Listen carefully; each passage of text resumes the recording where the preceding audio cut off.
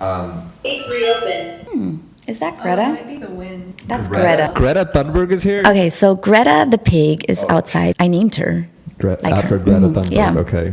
Actually, a volunteer did it. I can't take that for me, but a volunteer came up with that name. And Greta, she's like on the inner perimeter of the sanctuary right now, and she likes to push open any fence that she can find. Naughty. And yeah, something is opening out there. So I guess she's like pushing open a fence or a gate or something. So that's what we just heard. We gotta go catch Greta. She's being naughty. Yeah, she's a naughty Put girl. in time out. She's the one who might nibble you. Oh yeah, that's right. Not like Pumbaa, who just wants to cuddle. Yeah. He's a lover. She's a hater.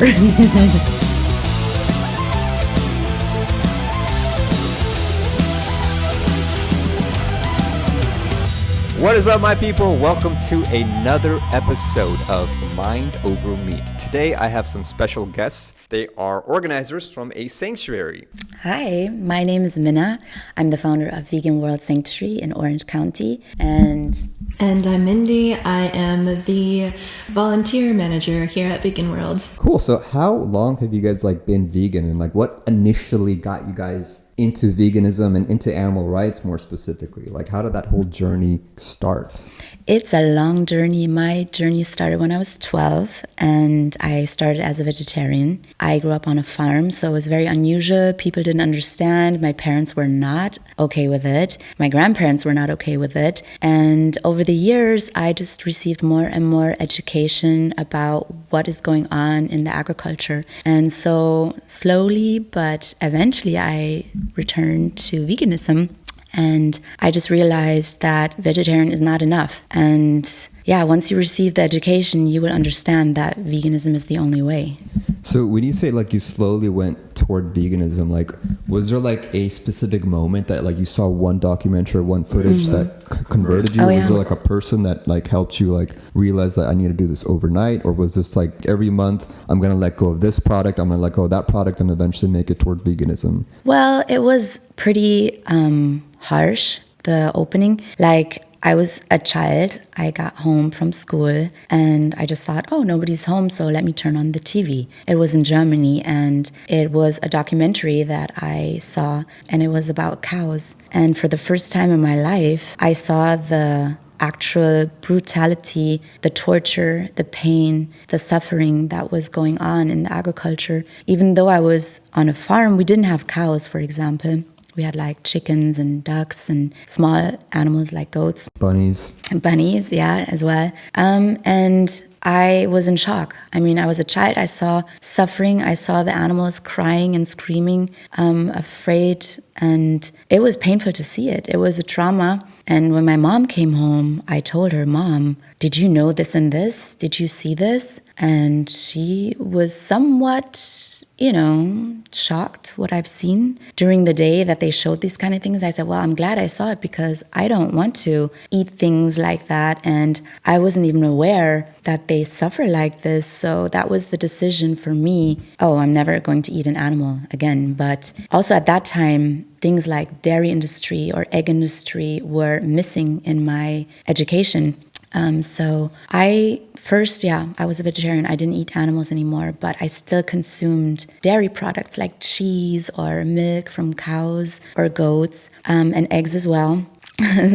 So yeah, that came much later. I think I was maybe 21, 22 when I heard about or saw what is going on in the dairy industry. And the funny communication I had with my mom back then, it was still so vibrant in my memory. I saw dairy on the table and I'm like, Mom, does our breast milk that we give to our babies looks exactly like that? And she's like, yeah, similar. And I said, but why do they produce so much milk? And she's like, oh, they overproduce totally. And I'm like, why did their babies don't drink that milk? Why are we drinking it? And why do we drink it at all? And my mom's like, well, we kind of have to help cows because their belly will be full of milk and we have to, help them with taking it, and they just overproduce. I'm like, okay, so we're basically helping them? And she's like, yeah, like that. So she was educated from her family, from her parents. She educated me with the Propaganda. well, yeah, propaganda.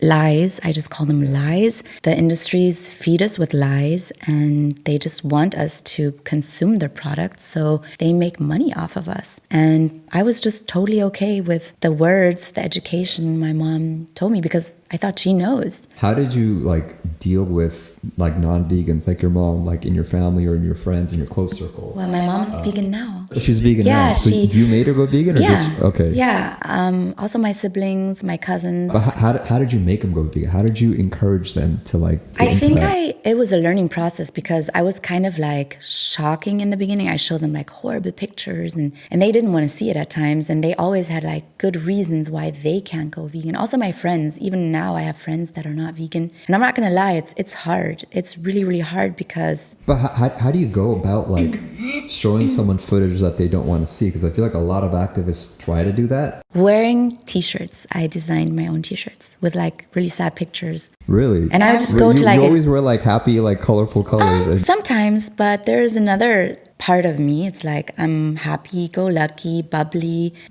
I'm positive. And then some days you're just wearing like blood and gore and shit. All in your... Yeah, and sometimes I wear like really sad t-shirts that show the truth. And let's say I go to a supermarket. I'm not going to run around with an iPad the whole time, but sometimes I wear t-shirts. So people are forced to see things that I'm wearing because I'm in front of their face. And do they like just approach you? So it's just like some people do. Easier. Okay. Some people are angry. I mean, I'm sure you know, like sometimes when you do your activism in any kind of form, doesn't matter if it's positive outreach or if you show the sadness or the lies that are going on in the street, you get like different reactions. Sometimes happy people, they're like, oh, I'm so glad, glad for showing this, I'm shocked. And then other people are like, what are you talking about? These are just lies. You're just trying to do like vegan propaganda. So it's really, really different. And family and friends are the same. Like they react in different kind of ways. Some people get angry. Some people are relieved that they received the knowledge. So really, it depends. Yeah. I'm sure you have like similar stories about different aspects of activism. Story time. Yeah. Story time. Well, I've had friends that have gone vegan, and then they stop being vegan, but are starting to maybe go back to being vegan. I had a couple friends, they watched, I think it was like Forks Over Knives, and that made them go vegan, like for health reasons. But how did you get them to watch it? Like, were they just like, yeah, I'll watch it? I didn't get them to watch it. They watched it on their own. But yeah, I've had like other friends say like, oh, I'm transitioning to vegan because of like stuff that you've posted on social media, and but these particular friends, they watched that documentary and they went vegan, and then they stopped being vegan, but they're kind of like leaning that way again, but now for the animals, because like she watches my stories that I post on Instagram and things like that, and she's like, okay, I'm trying to transition my baking company to use to like be vegan baked goods instead of like animal product based. That's awesome. She has a baking Baking company, like cupcake. baking. I was like bacon. Okay, so baking. Yeah. She's like heavy judging. Oh, that's interesting. A bacon company? Really? Hi you guys, I'm here at Vegan World. If you'd like to come and check us out, you can message us on Instagram. You follow veganworld_love, or you can follow us online at veganworld.love. Hi Tumba.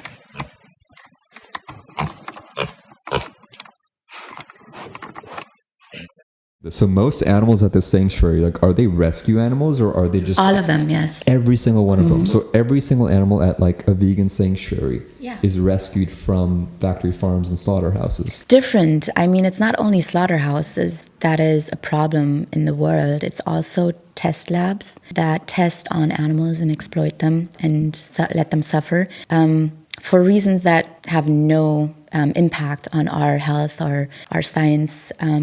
But can't it be argued that basically every animal is being unnecessarily tested on and exploited in these factory farms, and therefore every animal should be like in a sanctuary? Like, how do they pick out I which think animals they are... shouldn't only be in sanctuaries. They shouldn't be bred in the first place. Right. We have a problem in the society that we just use animals to whatever we need. It could be fashion, test labs. It could be even just entertainment. It could be even pets. So I also save animals from shelters because a lot of animals out there are just being put to sleep because nobody wants to adopt them. They're old, they're not entertaining the way the people don't want, or they have like personality problems because they have been misused and mistreated, and they develop their own trauma. I mean, every animal is as vibrant and individual like we are. So if I misuse an animal, I don't know how to manage an animal because they have their own,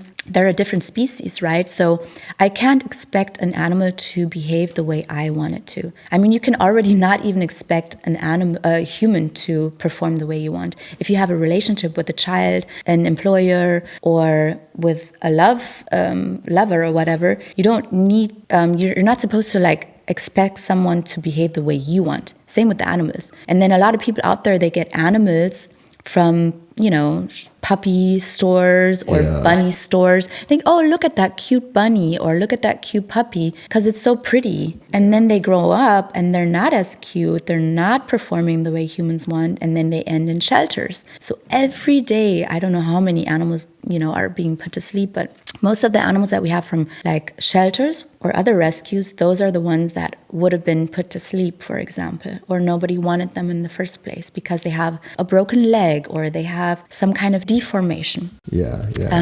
Because a kid accidentally stepped on them, and then the animals need like medical attention now. So it's just overall, there's like in every direction where you look, no matter what it is, there's exploited animals. Right. SeaWorld, circuses. So wherever there's needs, whenever there's someone that wants, you know, to get rid of an animal, we try to get in there and say, hey, we'll take the animal. We're able to take it in, rehabilitate them, potentially make them ready for another adoption to people that really want that animal and are ready to take care of an animal for life. Like a child. You don't want to have a child and say, oh, now you're not performing the way I want. You don't look the way I want you to look. You know, let's just put them in an adoption cycle, and we're not putting humans to sleep either. So we should treat the animals with the same respect and, you know. Absolutely. Yeah. And then, so how about like the animals that you have rescued, or like the animals that you've like kind of helped and brought to the sanctuary? Like, how did you guys go about that story? What I guess inspired you to do that, and like how did it feel? Activism is really hard sometimes because you see so many bad things that it hurts to see it. And then sometimes you're in a moment, you think, oh, maybe I could really help that specific animal right now. I could reach out and just help that animal because the animal is screaming, or I know that animal is going to be put to sleep. And I see so much value in each and every one, human or animal. I'm sure you as well. I mean, you too. We're all activists. We all have the same goal. And then you're like, where am I going to bring the animal? Where could I actually create a forever home for that animal? And that's been my vision, my wish even when I was a child, to create a sanctuary for animals in need. And here I am. Sorry, my voice is crashing. Yeah, so here we are, and I created a sanctuary, and I want people to see how beautiful it is to just coexist with animals. And it's uplifting. It's almost like healing to spend time with animals. I mean, look at them. They're communicating with us, you know, and it's proven if you have an animal around you and you coexist, it's really, really healing. Your blood pressure goes down. Yeah, I'm sure you feel the same. Have you guys like felt like a difference in like your life just by being in the sanctuary, like around the animals? Like you speak about healing. Like, do you think like just being around the animals' presence has like changed like mental health? I've always been around animals. I've always had like rabbits growing up, and they were my friends. And being here, I love the sanctuary. I love being here. Just the energy is very light and it feels safe. And I think that the animals feel safe too. And yeah, it's a safe place for everyone. How do you feel to be on the sanctuary, to be around the animals? No, I feel great. I feel like Jesus, like you're just like around all these animals, chilling in the little animal kingdom here. It's fun because like you get to see like life forms of all, you know, different bodies, different personalities, but yeah, like different species, right? But then you also notice that they all have their own personalities. Like that one might be hyper, this one might be shy, that one might be this, that one, like it's like they're basically humans. Oh yeah, and different stories. Every animal has their own specific, unique story, like every human. Yeah, and I liked how like the two pigs that you guys have, one of them is like really, really just like extroverted, and then the other one is like very, very introverted. It's like they're reflections of human beings in social dynamic settings.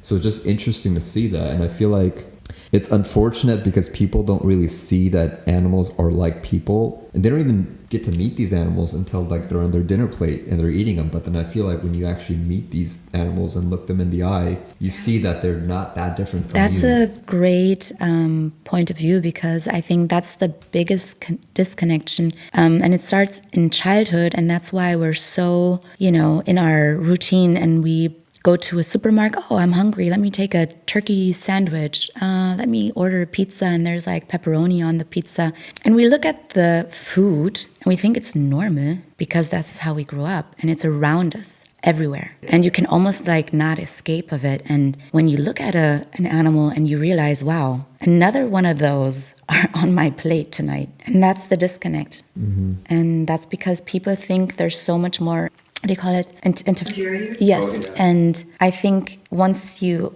have a relationship with the animals of different species, then you're like, not so different. And would we eat a human? No. Would we go to our neighbors and say, oh, this is so necessary, I'm going to eat you because you might taste good? I'm sure we taste equally good like animals do. Yeah, and I always tell people, like, you don't even have to love all these animals. You just have to, like, it's about respect. Yeah. Because you don't love your neighbor. It's not like you know them that well, but it's like you still wouldn't eat them because you still have some respect for it. So it's like, even for those people that don't like animals, or maybe they're scared of them, or whatever that cause might be, it's like, as long as you can respect them, as long as you can look an animal in the eye and be like, okay, you have the right to live as much as I do, it kind of brings that I guess vegan mentality where you're just like, all right, I don't want to be causing unnecessary harm if it's not needed for anything, Another thing that I would like to point out, there's different forms of sanctuaries. Like, okay, I decided I'm going to buy, 2 acres of land, and I'm going to build enclosures and fences to have more and more, like, larger scale.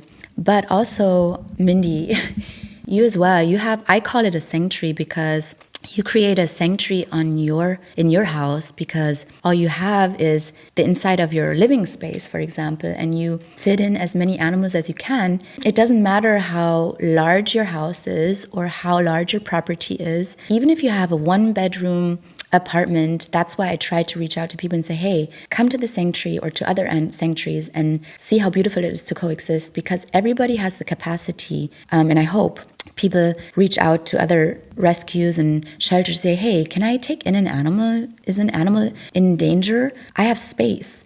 And it doesn't matter, even if it's a hamster, or a bird or a cat or whatever. If you create some space in your living space, it's going to heal you and the animal. And I think we can't really like take in other humans maybe, unless we do have that space. But an animal doesn't take that much space. And I really hope other people out there learn how beautiful it is. And, everybody can create a sanctuary. It doesn't have to be large scale or any kind of scale. It's just about the intention behind, like, hey, I want to help. I want to, tackle the problem that we have in the society, because we don't want to put all animals to sleep. And sometimes also education is so important, because people just don't know how many animals are suffering because of us humans, and how many animals are being put to sleep each and every single second, like now, constantly, basically. So education, talk about the problem, stop the breeding, and try to help the animals. So if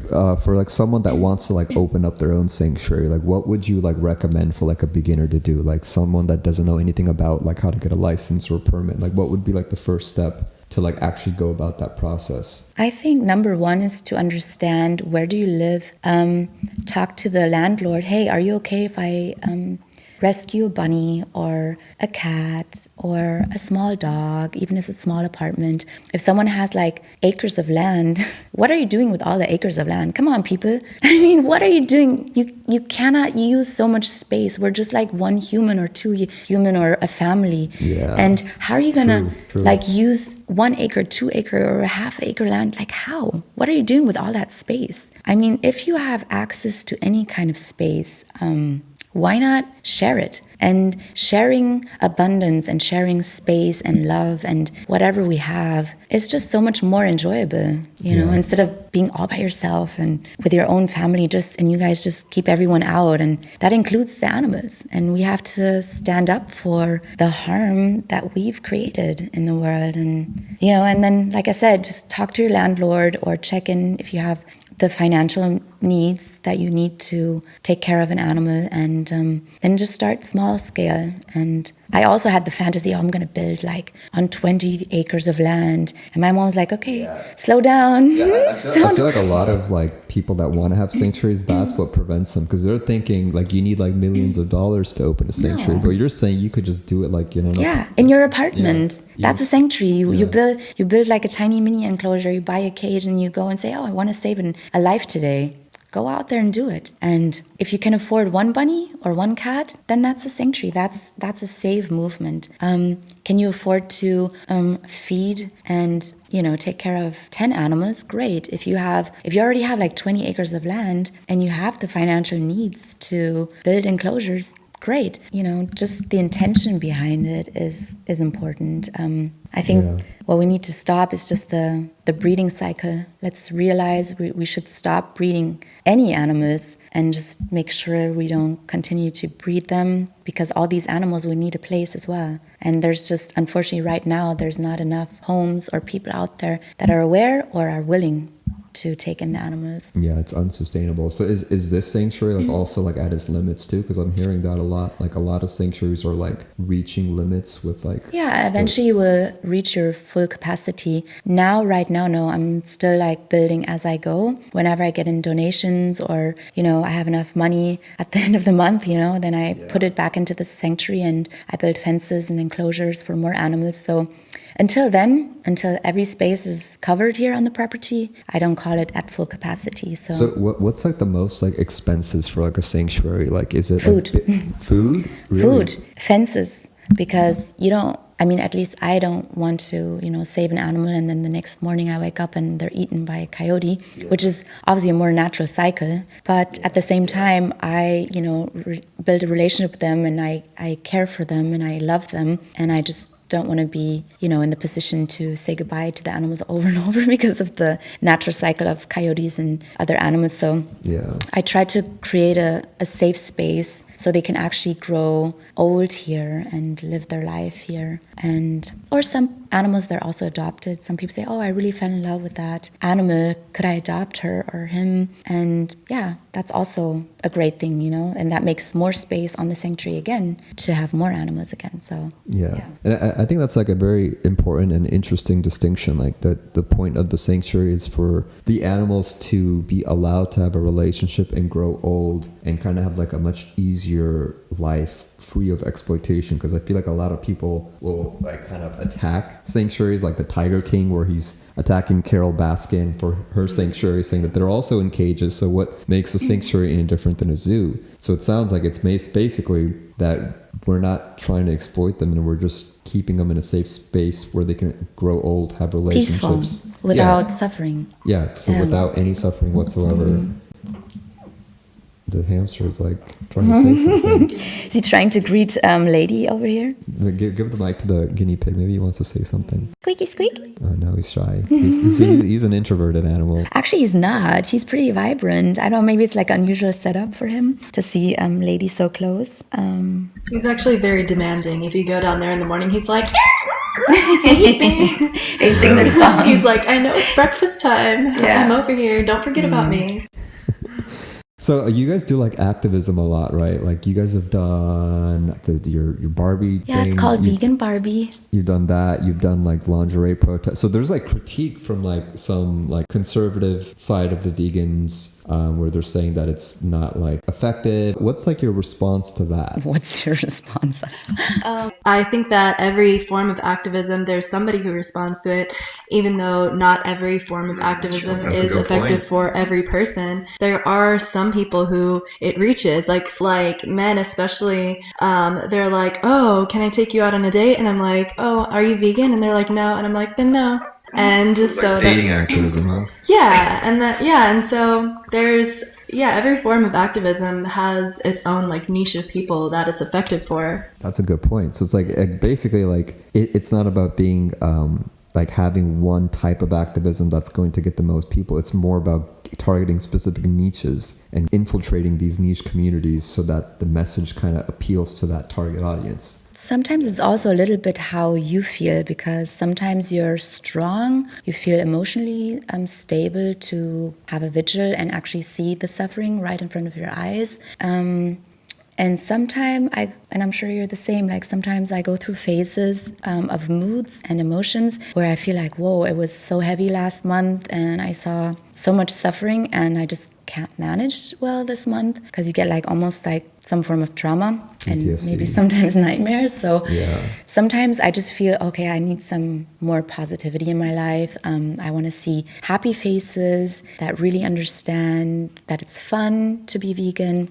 That's kind of like how I see vegan Barbie, because a lot of kids, they love Barbies, who doesn't? And they think, oh, what does that mean, vegan Barbie? And where does the beauty actually come from? It's not only your shallow surface that you look at, it's also your heart, who you are on the inside. And I think kids get it. They get it much better than adults most of the times, to get the message like, oh, I don't want to be a bad person. I don't want to be angry. I don't want to be evil in a way to eat other animals that have the same emotions like you and I. And so they're like, they have more questions to their parents as well. And it's kind of like, I think there's probably so many different forms of activism out there. And I'm sure there's like some forms of activism that are more impactful. Like they have a higher ratio to make people go vegan. But even if it's a form of activism that is not that as effective as we would call it, but maybe we light something in someone's mind that could be very, very powerful, or,